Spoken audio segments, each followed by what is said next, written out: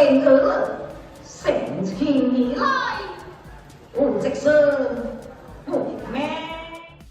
Delivered in ngiw dialect, the story is titled A Home of Three Scholars. At the oldest shrine in Bangkok's Chinatown, visitors, especially the elderly, were edutained by tale after tale of hours during the recent Bangkok Design Week, which wrapped up earlier this month.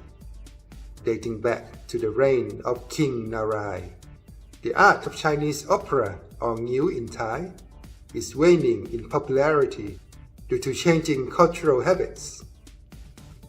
On a humid night, a curtain soon went up amid gongs and drumbeats. Dressed in garish costumes, characters sung and glided across the stage. In a home of three scholars, a husband bade farewell to his wife, leaving to take an imperial examination in the capital.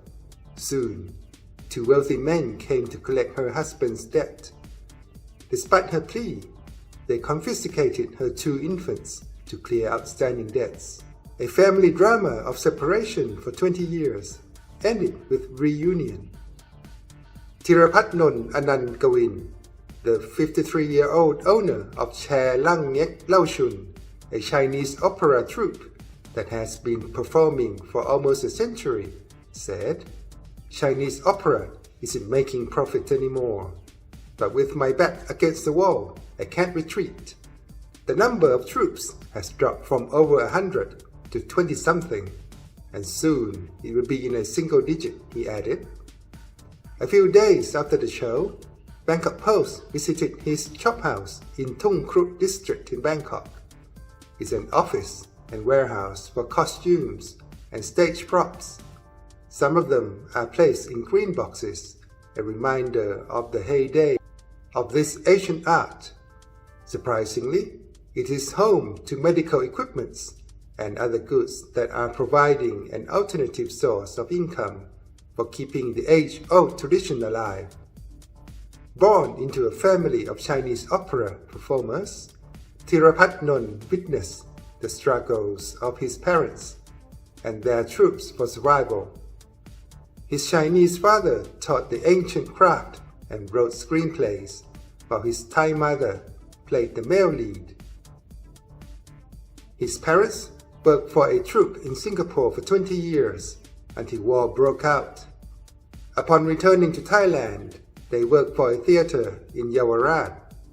In those days, the theaters were managed by mafia. When the owner mistreated his father, he felt discouraged and quit. Although he had brought fame to the theater, his parents swapped gold and refrigerators for cash to buy a new troupe. However, the venture was not a success. Thirapat later took over the troupe. "At first, I planned to run it for 3 years, but the gods may have locked me into the job," said Thirapat. At that time, Chinese opera saw a steady decline, kind of an audience-less art. It was said that only deities would watch the performance.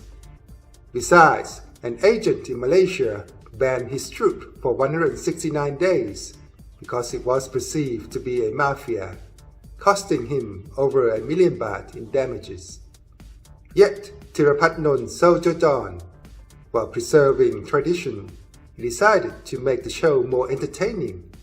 He sent his grandchild to study the art of face changing in China, and overwhelming success encouraged the troupe to experiment with thousand-hand Guan Im and Kung Fu dance. His band received considerable publicity from almost 100 television programs and competitions. He was fully booked. Currently, most troupes perform in Chinese language, but provide subtitles or brief synopsis in Thai. Sometimes they make local episodes, depending on their resources. At Bangkok Design Week, his troupe once staged a Thai version of Judge Pao or Pao Bun Jin. The choice of local adaptation comes to whether crew members can perform. However, COVID-19 has dealt a heavy blow to the performing arts. Faced with severe economic impacts, clients have cancelled or downsized entertainment production. Despite surviving the pandemic, the band has been contented with a lack of new blood. Some 80 years ago, poverty-stricken families would indenture their children to troupes, which developed into a full-time employment, although the job's stringent training requirements discouraged some students. Bangkok Post encourages you to go to the link in the description of this video for the full story. See you again next time. สวัสดีครับ